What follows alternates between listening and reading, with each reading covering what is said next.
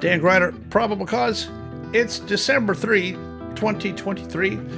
Sunday night, glad to have you with us yet again. This is the first of 5 Sunday nights in the month of December, ending up on Christmas Eve, New Year's Eve, that is, of December, which will roll us into the first month of 2024. It's important. We have 5 of these to do, and we are on track to actually set a record. We're going to talk a little bit about that, but I know that you're looking at the thumbnail for this video and thinking, bad ATC advice. Where's that information? It's going to be in here. This is probably one of the most profound general aviation accidents I have seen in a long time. I'm kind of a little bit not happy with ATC over this. I'm curious to get your take on it, on what you see. I've got everything. I went there. I went to the crash site. I did a tremendous amount of work on this Saratoga crash from last week in Alabama. Yes, I am definitely getting to that. Before we do, welcome. Glad to have you with us here on Sunday night. And make sure you jump in the chat room with us and type in where you're at and where you're checking in from. Glad to have you. This whole thing has grown. I want to give you the real quick, the purpose of this channel. This is a YouTube channel, and my idea was to make this educational content totally free. You should never have to pay for it. If you want to help with $1 or $2, you can. But for those struggling and doing flight training and trying to get into the industry, this should be free, life-saving material that no one ever has to feel compelled to pay for in order to see it. This is not pay-per-view, and all this kind of stuff should be up here for free. We do accident reviews. We make sure you know the best guess as to what we think, and I think I've hit most of these fairly close. If not, it's at least educational. Every now and then we have something that comes out that's a little bit of a twist of fate that we just don't know about. But that's the way this thing runs. It should be also entertaining. So it's fun, educational, entertaining, and you should be able to follow along here. These little videos that I do on Sunday night, it's just me. As you can tell, I look straight at the camera. I talk straight to the camera. I talk without notes, without a teleprompter. It's because I know pretty much what I want to say, and I keep right on going. So that's the way it's going. Tonight's video is about, I'm guessing, this is a good guess, probably 35 to 40 minutes. It's going to include a little bit of stuff from last weekend that I didn't get to cover. Going back to Portland when I was out there for the weekend, last weekend, Portland. Welcome. Glad to have you with us. Your actions right now are the most important test in your life. Your actions right now are the most important test of your life. Are you ready? Your actions right now are the most important test in your life. Are you ready? So every now and then I come across somebody that talks about some of this kind of stuff. This video excerpt is from my buddy Scott Purzu, who said this, and he was actually talking about the AOPA fatal in this video. You can go back and watch his full video on the subject, but most importantly, he took exception to the fact that this aircraft incident was not handled properly. He and I agree exactly. Doesn't really matter what caused your engine failure or your engine rollback. How did you handle it? Your handling of the abnormal is your most important test in life. First off, I may be a heretic in that I really don't care why the engine failed or what went wrong with it to give it partial power. It plainly wasn't producing full power for some reason. And I would hazard a guess that it wasn't a novel failure. Frankly, it just doesn't matter to me. What is important is what you do as the pilot after the failure. Your actions right now are the most important test in your life. So that's kind of the whole purpose of the channel here. AQP is preparing you for the abnormals. Remember the FAA, when you pass your private or instrument or commercial pilot check ride, those are maneuvers, those are things to show your proficiency in handling the airplane. They have nothing to do with the things that are going to happen to you after you get any pilot's license of the sort. It doesn't really matter. There's a whole long laundry list of things that are going to happen to you. Those are scenarios. So the difference is FAA does maneuvers. Those are training maneuvers and proficiency maneuvers to show that you can handle the airplane. AQP does scenarios. These are things that are going to happen to you. Your handling of these events is the most important test in life. Your actions right now are the most important test in your life. This is AQP, and I want to super emphasize the concept of DMMS plus AQP. DMMS is defined minimum maneuvering speed. You know, NTSB just produced a video the other day that I totally, I want you to go back and look at this. And if you have a chance to go to the NTSB YouTube channel and leave a comment, look at their video. They made a 90-minute video concerning the Truckee Challenger crash, which was purely caused by a lack of following or briefing or bugging a min maneuvering speed. They circled, they pulled, they were well below maneuvering speed, and they stalled the airplane and everybody died. Now NTSB does a 90-minute roundtable with all these people. Turns out there is no industry standard, and it's in the document. It's in the video. The two training vendors were there. Flight Safety and CAE were there. They said their biggest limitation is government regulation in training the circle maneuver. Guess what? For circling maneuvers in the corporate world, there's only 2 airports in America where they will let you train. They'll allow you to train and test, and that's Memphis and JFK. Memphis is ILS 27, circle to land 18 right. That's because of the visual limitations on the simulator. Therefore, both CAE and Flight Safety are a cooperate and graduate. They just give you a standard ILS circle to 18 right. You put the gear down, you land, and everything's good. It is in no way prepping you for real-world circle to land scenarios. No way. In this case, in the Truckee crash, this crew did not. I read the whole CVR. This crew did not bug and brief and discuss min maneuvering speed. I don't believe they ever had any kind of training from CAE or Flight Safety on min maneuvering speed, when to configure, what flaps to use, what speed to use, what power setting to use, what altitude to hold, what level of automation, all those kind of things. I want you to read my comment that I left on the NTSB site and jump in there and give me some support if you can. This is a public forum. If you go back, if you're a jet guy or in any way qualified to make a comment on this, this would be a good place to do it, because they did this entire report, this entire video, and totally missed the concept of min maneuvering speed. Welcome to the NTSB. Absolutely, I am worried about safety. Absolutely.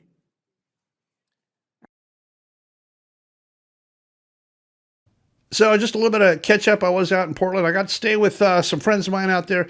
Brian and his wife hosted me and toted me around. We had a great time.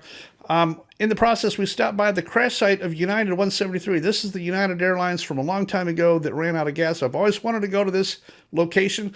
I know this is not necessarily educational. Maybe it is a little bit, but we went to this site. Here's a little video of me and Brian at the United Airlines crash site that I finally got to go visit. Well, it was December 28th of 1978. I was a senior in high school when this United flight crashed right here. Down here with Brian, my friend Brian in Portland. What do you think about this crash site here? Isn't it incredible that we found this thing? It's amazing. We're just on our way to the airport and decided to come down and check it out. There's a house right here that was existing from 1978, one behind us, and we found it on the overview and the type of roof and whatnot, but this plane virtually crashed right between these houses, in between trees, and with 189 people on board, 10 perished. Killed 10, which is amazing. There's no fire. The fuselage really did not break apart very bad at all, and it slid to a stop right here. The guy kind of stuffed it in the woods right here, full flaps and slowest speed possible. It's amazing that only 10 died on this thing. Trying to solve a gear problem. Yeah, in all these years, I've always wanted to come here. I had no idea that there was a memorial here as well, but they've built a memorial. I'll show you a slide of that. But this address and this spot, I don't think that there's anybody around here that would even remember this thing this far after the crash. Nobody. Look at the cars and people going right past this memorial every day. I don't think anybody even recognizes what actually happened here. Yeah, no idea. Crazy. Probably. You know, while we were out there, Brian hooked me up with a a Robinson R-44 helicopter ride. I've always wanted to go fly up the Columbia River. The D.B. Cooper thing, I was out there for a D.B. Cooper weekend. It was the 52nd anniversary of the D.B. Cooper hijacking. I've always wanted to fly up the Columbia River from Vancouver all the way up to Tina Bar. Tina Bar is the location on the Columbia River where some of the money was found in the sand in January of 1980 by a little kid named Brian.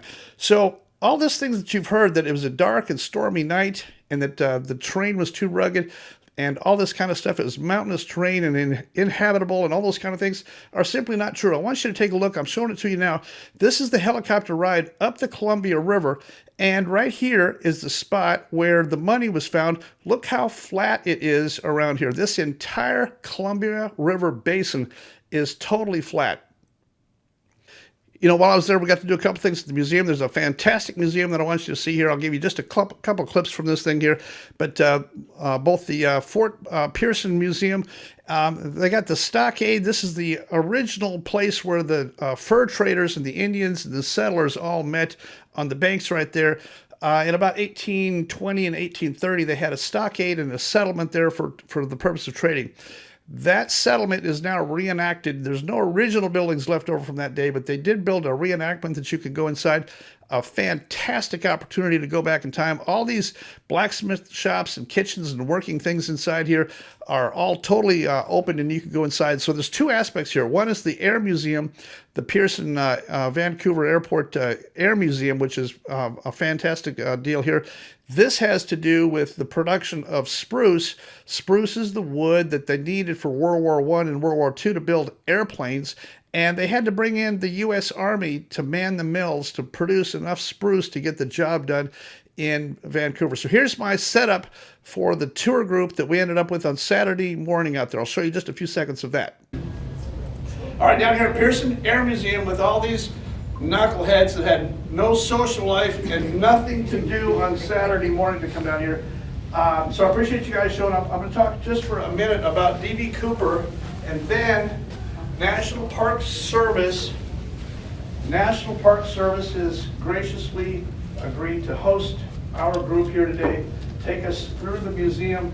What they have inside here is a fascinating collection of this museum is basically dope and fabric heaven. This is the start of aviation that eventually evolved into all metal stuff, but in the early days of aviation, airplanes were made out of fabric, just like you see on this drawing here. You can actually kind of see through that wing right there. Very, very lightweight covering, but if you notice, all the structure on all these airplanes are wood. Now, does anybody know the type of wood that went into those airplanes? Spruce. Spruce. What are the characteristics of spruce? Very strong, very durable, not subject to warping and water problems as much as the other types of wood are. Where do we get spruce to build airplanes out of? It's not Florida. It's not New York. There's only a couple places in the world capable of producing the type of wood that we need to build the training airplanes that are going to produce the training pilots that are going to fly our B-17s and our bigger bombers in World War II. So the story is, our U.S. government knew that World War II is about to happen long before it actually did. They started spooling up pilots, training airplanes, little training airplanes, long before World War II actually happened. But they had to have enough raw materials to build all those Army bases, those Army Air Corps bases, the training airplanes, most of them two-seat trainers like Stearmans and PT-22s and those type of aircraft, all had to be built out of wood and fabric. We also got to go down to Victor 23, the little restaurant down there in Vancouver. Had a great time, and I did pull out a guitar both nights and play just a little bit.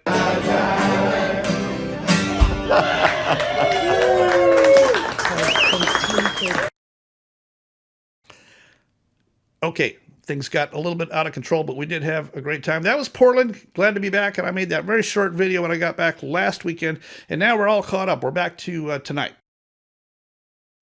Now, let's get down to business. The first thing we're going to talk about tonight is unstable approaches.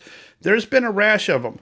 People flying above VREF, non-stabilized approaches in the traffic pattern in corporate jets. We had one in Atlanta here a couple of weeks ago. This report, this NTSB preliminary, is just earth-shattering. This King Air pilot flying a King Air 300 single pilot came into PDK, landed 2-1 left. His speed was so excessive. He was ref plus 60 all the way down, landed way too far, and then went off the end. The only thing that stopped him from killing himself was the EMAS system at the very end that caught it and flipped it up on its nose and got the whole thing to stop. No reason. No reason. I thought about publishing this guy's face and name, but he's already embarrassed enough over this. You guys out there, fly a stabilized approach. Know what VREF is. Fly VREF to VREF plus 5 or maybe a little bit. Be red over white, especially in your expensive turbine airplanes with the boss on board. There is no reason to fly that kind of speed and come in that hot and land that long out here.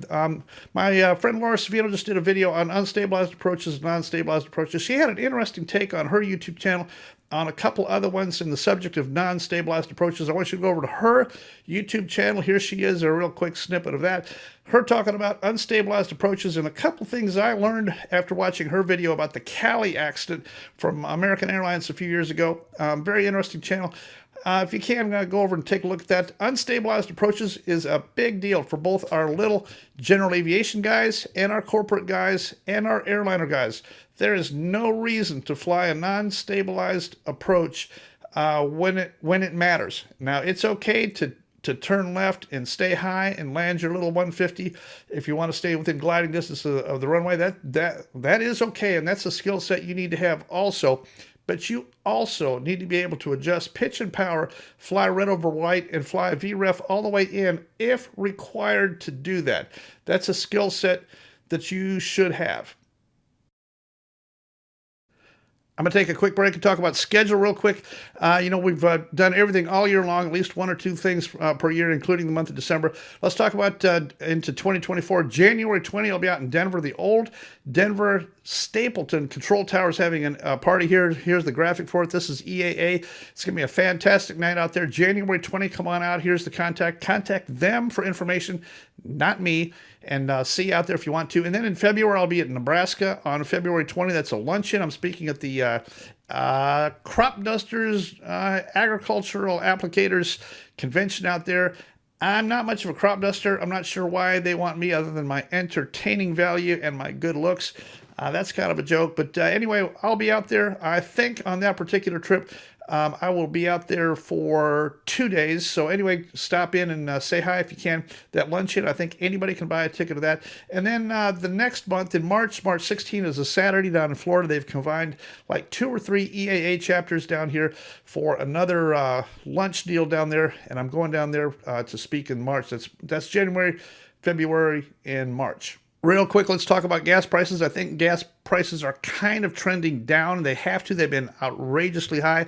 Here's a map of the gas prices in the USA. My home airport, Hampton KHMP, has the lowest gas price in the area here, and they are currently at $4.68. Here's a map of the gas prices around here. I think Dylan is going out on a trip this week to fly around Robin to hit about 7 of these airports and end up back in Hampton. His idea is to shoot video at each airport to show the facility, the manager, the crew car, what they have there and what their gas price is and stuff like that. So I think this is the route that he's going to fly. I think it's about a 20-hour trip, so he'll probably be on the road 3 days to go knock that out, including the weather. Last week, Dylan came in from out west.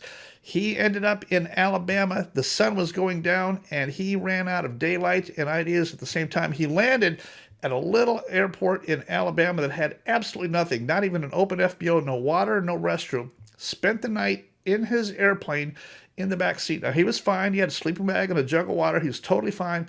The next morning, he got up and finished his trip at daylight. But he's alive because he made the conscious decision as the sun was going down. He picked out a nice airport. He was running a little bit behind schedule. He landed before dark, shut down, and he sure was hoping that there would be some kind of an open FBO there or something, but did not work out, and he's totally fine. If I hadn't told you about it, you would have never even known about it. But those are the kind of decisions I want you to make. Doesn't really matter how uncomfortable you are. When it gets to the point where you have to stop and spend the night, pull out a Visa card, go to the hotel, or spend the night in your airplane, or pull out a sleeping bag, or do whatever you need to do. Don't fly in storms. Don't rip the wings off your airplane. Don't fly in the ice. Don't fly at night. Don't fly over terrain. I got this thing right here. We're going to talk about it in a little bit. Here's pick one: night, IMC, terrain, ice. Pick one. Sometimes, like in Dylan's case, I tell him, pick none. You're not doing any of those for right now, and that's the way we got to do it to stay alive. You know, Drew and Dylan were both in town last night. We went to the Alabama UGA tailgate party last night. Here's a picture of us three there. Had a great time, ran into a whole bunch of people. Every now and then I get to get my picture taken with a bunch of beautiful women. So here's one of those. But I also got to play trombone a little bit. I took a trombone. Anytime I go to a tailgate party, I always take a trombone.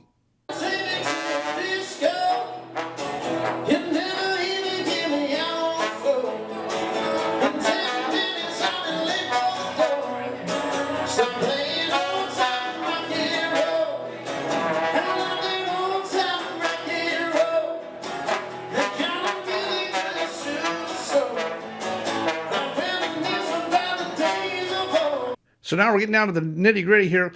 Here's the December data. We've done really good. Remember, there's 5 Sunday nights in December. This is the first of. We are currently at 156.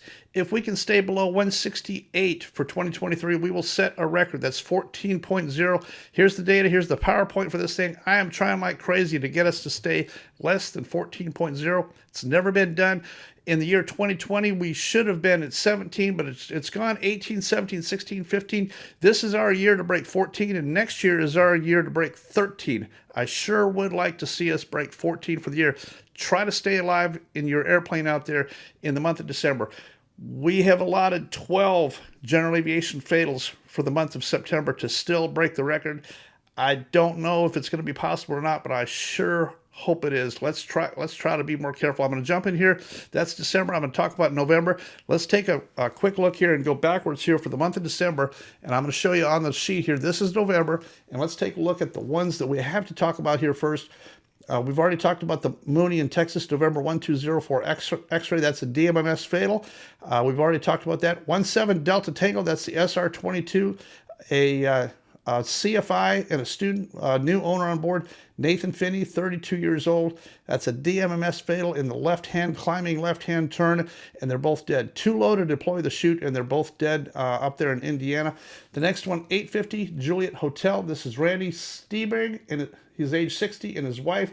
This is a whiteout. I talked to the people that tried to talk them out of going. It was snowing very hard. They were going out there to clear the runway. There was snow on the runway. It was a complete whiteout. They filed IFR. Randy was an instrument pilot, but he lifted off. This is intentional IMC after takeoff. He rotated right up into the white, slammed it right straight down again, left wing down into a fireball. Taking off into whiteout, your transition from visual into instrument is a very dicey thing to do, and you have to keep that nose up and going up. I don't think at this point there was anything mechanical wrong with this airplane. I think all they did was rotate, lost traffic out of the ground, got a little disoriented for a second, and followed his senses. When he wanted to keep on seeing the Earth, he lowered the nose and it drove it straight. There was nothing to see. It's all white. The Earth is white. The front of you is white. The airplane cowling is white, and the ground is white. And you're in a blinding snowstorm. There's nothing to see. Simply drove it straight into the ground. Here's the next one. This is November 7763 Whiskey. This is a strange one. This is the PA-28 180 in Texas. Jeremy Sanchez, 34, had him, his wife, and his young daughter on board. This is a Cherokee 180. I can't find that there was any weather. There was no storms, clear skies, nice night. They had altitude. I cannot see how this could possibly happen. I do know that the last ADS-B data point is directly above where they found the wreckage, which tells me I'm awful suspicious of a traditional Cherokee wing spar wing failure. Is kind of what it looks like, but I'm really going out on a limb there to make that kind of a guess. I don't know until the NTSB publishes their preliminary and tells me if all the pieces made it to the wreck site or not. I kind of think we're going to find something that did not make it to the wreck site, but I don't know. That's a very tough one to explain. There's been very little media, very little pictures, very little anything on the whole thing, but all I can tell you is all the traditional things that it could be have been eliminated. It was definitely not any of those. It had nothing to do with thunderstorm or ice or being disoriented in the clouds. It was night, but it had nothing to do with anything else. Now, let's get down to the very last one here. This one is a killer concept, a killer topic here. This is bad ATC advice. And I am sorry to do this video on bad ATC advice, but here we go. So this is November 4187 Quebec. It's a Saratoga flown by single pilot, private pilot, instrument rated pilot on his way back from Tennessee back down to Florida. He was building a house up in Tennessee. He made this trip a lot of times back and forth. It was a nice night. There's not anything going on. There was no weather, no storms, no ice, nothing. He did have an engine problem. I did talk to one guy who heard the transmission. The ATC transmissions that I was able to get from liveatc.net do not have that side of the conversation, but I know he had an engine problem, and he said so, and he declared an emergency. Here's what happened next. Birmingham approach controller gave him a 260 heading. Here it is in the right-hand turn. We're going to listen to some of this kind of stuff. I'm going to go back and play it. I'm going to show it to you and let you listen to the Birmingham approach controller. Keep in mind that the Gadsden Airport was 12 o'clock in less than 4 miles. He had plenty of altitude, could have easily made it to anywhere on the Gadsden Airport. However, the Birmingham controller looked at the NOTAMs. They did have some resealing and some maintenance going on in the airport, and that runway 624 was closed. They have 2 runways there, 1836, but the pilot control lighting still works. The runway still works. That runway is super long, and it had an overrun off of each end, almost 10,000 feet of running room on a southwesterly heading. He could have put it in the grass. He could have put it anywhere, but he followed ATC advice and sent him towards the nearest airport on a 260 heading, trying to get to an airport 11 miles away. He was not going to make it. Number 87 Quebec, how do you? Number 87 Quebec, roger. And say intentions, I've got, there's the Albertville Airport that's off to your right, about 12 miles. Birmingham would be 12 o'clock and about 30 miles. Thank you. Yeah, that's Gadsden, but 624, their long runway is closed. And the short runway doesn't have any lights, so that's not going to be feasible for us. But there's another one, Aniana Airport, which is 20 Alpha, is at 12 o'clock. Aniana Airport, which is a 260 heading and 11 miles. There's an Albertville Airport, 8 Alpha 0. I'll give you more information on these, whichever one you choose. It's off your right side, about 3 o'clock and 14 miles. And that's the one I just said. That's the one that's off your left, and they've got no runway. 624 is closed, and 1836 has got work on it as well with no light. So me and Dylan jumped in Cherokee. We went over to Birmingham. We met our friend David, and David's got a turbine helicopter. He agreed to go take us out to the crash site and fly around and see what we could see. So here's that video footage. Well, it's a sad day that we have to actually go use this thing. We're going to look for the wreck site of 4187 Quebec. It's a Saratoga that just happened on Monday night. So what do you think the odds are that we can find this airplane? It's in the hillside out there near Gadsden. What do you think the odds are? I think we'll find it outside the airport, and we tracked it, and we saw it on Flight Tracker. Yeah. And we know about where it is. Know about where it's at, so we'll probably have to make a couple passes. How low can you get us once we find it? We can get down, as long as we're not overpopulation, we can go down below 500 and clear folks and able to make a safe landing. All right, well, I want to put Dylan in the right seat of the helicopter. Do you fly the helicopter from the right seat or the left seat? Left seat on the MD. Okay. Most other helicopters are on the right. Okay, so you're going to fly from the right seat. We'll put Dylan in the left seat. I want to be in No, opposite. I'm in the left, he's in the right. Yeah, you're in the left. He'll be in the right. Right. I'll be in the back left seat. I want to shoot video out the left window, so we'll make left-hand orbits around whatever we find out there, if you're good with that. That's perfect. All right, sounds good. Well, we appreciate it, David. Now, once underway, we quickly flew right up to Gadsden. It didn't take long in that turbine helicopter. We got there, and we circled. Let you listen into the cockpit. It's only kind of one-sided in the turbine helicopter, but this is the actual crash scene. Now that you've seen the flight path on live ATC with the FlightAware data track on the thing, here's what it looks like in real life. It was still smoking when we got there on Wednesday morning. This airplane accident happened Monday night. We didn't get there till Wednesday morning. Here's the lap around the terrain. This controller gave him a 260 heading away from flatland directly towards terrain. That's the debris. Look right there. There's see the debris right there, Dylan. Right there to your left, there's guys standing there. That's it. Yep. That's all down the hill. Oh, there's the crash. There it is. Yeah, there it is. There it is. Yeah, good. I don't think I'll land. That cop didn't look real happy. How close can you hover down or Oh, I can get down low. or make a slow Yeah, pass? yeah. I think you're well clear of all the wires Oh, yeah. out here. No, we're good. I'll come down low. I'll get a good low one. David, can you give me a verbal clap? All right. Clap, clap.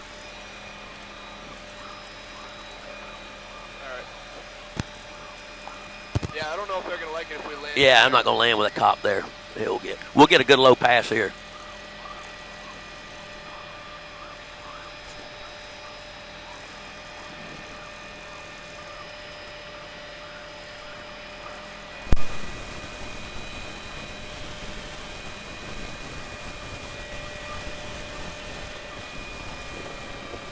Oh, jeez. We'll do one more? Yeah, let's do one more. Okay. You see that? God, look at that. Yeah. I don't see his path on the way in, though. Yeah, it looks. He may have stalled it. Yeah, you don't see any trees clipped. A lot of them burned though. It was a major fire.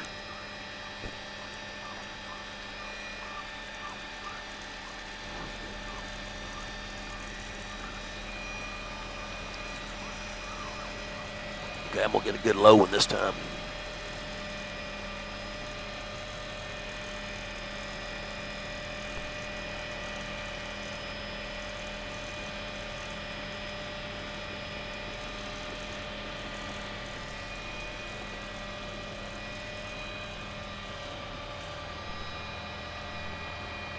Oh, wow.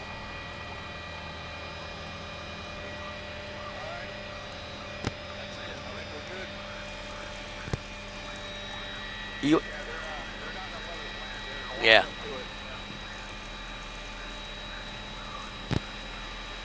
So we finished circling, and then we headed back to Birmingham. David, on the way back in, showed us a turbine helicopter auto rotation. That's basically an engine failure in a turbine airplane, and here's what that looks like. Birmingham Tower, 520 kilo unit. Have the landing area in sight. All right. All right, we're transitioning in. We're at 1,500 feet.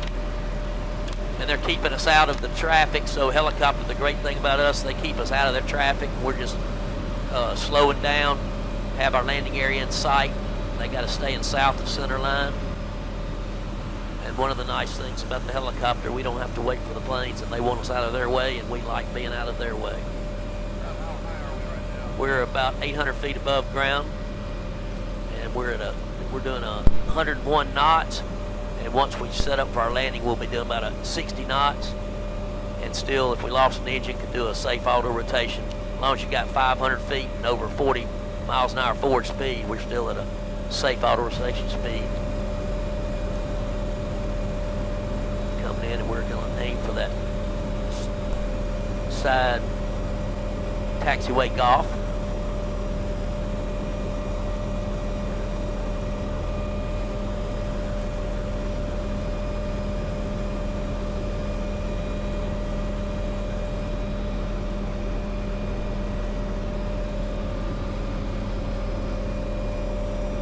Simulate y'all in autos and see what it's like. We're at 80.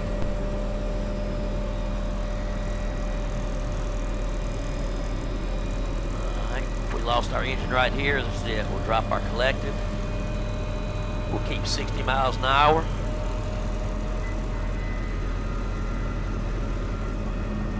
Come in, we roll back. We'd flare here. That'd be it.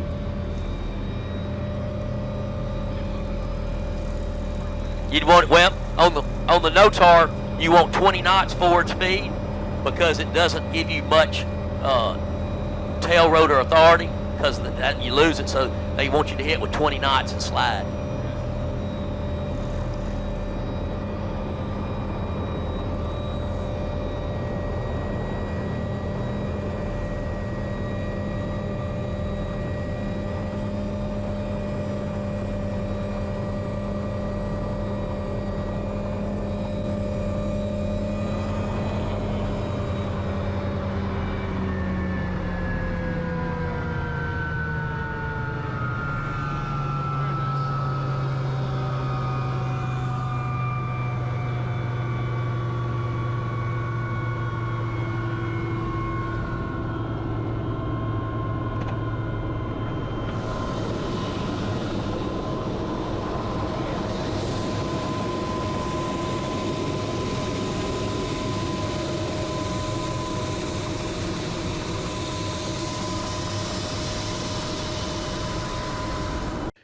After we got on the ground, me and Dylan jumped in the Cherokee. We flew to Gadsden, grabbed the crew car, and we went out to the crash site. Still set up with about 20 cars out there. Everybody was still out there. This is on Wednesday, so we went out there. This is as close as we could get right here. Well, this is the road leading up to the crash site, and everybody is still here, but this is as far as we could go up the hill. So going to walk this way just a little bit to show you this is the road. But this is the cell tower is up here at the top of this thing. That's the one that you can see in the video that we flew around in the helicopter that you could see. And it's pretty much just straight up this road right here, this gravel road up to the top of the hill. Airplane hit kind of along the top of that ridge, and it hit hard, and you can see from the video it destroyed itself all down the top of that ridge as it went. Your actions right now are the most important test in your life. What should Chuck Pickering have told ATC? He should have said, doesn't matter, I'm going to Gadsden, makes no difference. I will not turn my airplane towards terrain just because you tell me that the airport's closed. 1836 was open. Here's my policy. Pick one: night, IMC, terrain, and ice. He picked night and terrain, and he had his engine failure, and then he listened to ATC. ATC did not intentionally give him bad advice. They just saw the NOTAM and assumed that Gadsden was not usable. Of course it's usable. You be the PIC. You tell ATC what you are doing. Don't follow ATC instructions in an emergency. Remember, in any emergency, the PIC has the authority to do whatever you want in order to meet the necessity of that emergency. You have that authority. There's not going to be any paperwork. There's nobody second guessing you. If you put that airplane gear up into that field on Gadsden and slide it to a stop on the grass, you're going to be home free. No problem. Open the door, step out, and you're good. He listened to bad ATC advice, and I'm very sorry. I hope we can all learn a big lesson for this. You know where you are, where you want to go, and even if they tell you that airport is closed, there's space out there. I would much rather take a flat landing on a closed airport at night. The runway lights came on. I talked to the kid at the airport at Gadsden. He was just getting ready to go home, and the runway lights came on. That was Chuck turning them on, trying to turn on the runway lights at the next airport 11 miles away. He was never going to make it. The runway lights actually came on at Gadsden. At that point, it was only 4 miles off his left wing, and he could not make it. He flew. It was dark. He flew this thing right into the terrain. Big, huge fireball. Here's a picture of the fireball, and there's no way to survive it. Bad ATC advice. They didn't intentionally try to tell him that, but ATC also should not give a direct order and tell the pilot what to do. It should give him options and make sure that he knows landing at a closed airport is definitely a very viable option for him. It is for you too. You do whatever you need to do to meet the necessity of that emergency. I've got these hats. I'm going to close out here and get this thing up and on the air. For Christmas, I've had like 50 people write to me and tell me they want a hat. I'm going to sell hats. I've only got a few of them left. Send me an email, probable cause dangrider@gmail.com. They're $25 each plus $5 for the package and mailing and all that stuff. USA only. I can't do any foreign shipping or anything like that, but I'll sign it if you want me to. I don't know why you want me to sign your hat, but if you want me to, send me an email. What you wanted to say, I'll get them out in time for Christmas. When they're gone, they're gone. I'm not a retail guy. I'm not a sales guy. I don't like doing that kind of stuff, but I do have a few of these extra hats left over. And so many people have asked about having one of these hats. So if you want one, I appreciate that, and you're welcome to it. I want you to make sure that you watch my ride-along videos. Those are totally free. I'm very happy with my ride-along videos. They're in a playlist on my YouTube channel under ride-along videos. They're free. If you've got anybody that's learning how to fly and new and just getting into flying, there's some really valuable information on the ride-along videos, and we're going to continue to make those. If you have a chance to support the channel with $1 or $2, here's a graphic of a few guys who have jumped in here, done that. I don't get a lot of those, but I do get people every now and then that give $5 or $6, which is fine. I would rather have 20 or 30 people give me $1 or $2 to help keeping this going. That helps show that I'm on the right track and you appreciate it, and it all works good. Here's my methods of doing that. They're all electronic. They're totally safe. Zelle, PayPal, Cash App, Venmo. I appreciate it. Let's keep our fingers crossed for the month of December. This is the first of 5 in the month of December. So far, we're batting a big 0. We got to keep this thing going. We got to end up at 168 or less. Come on, we can do it. For my tiny little, itty bitty, fledgling YouTube channel, Dan Greider. Probable cause.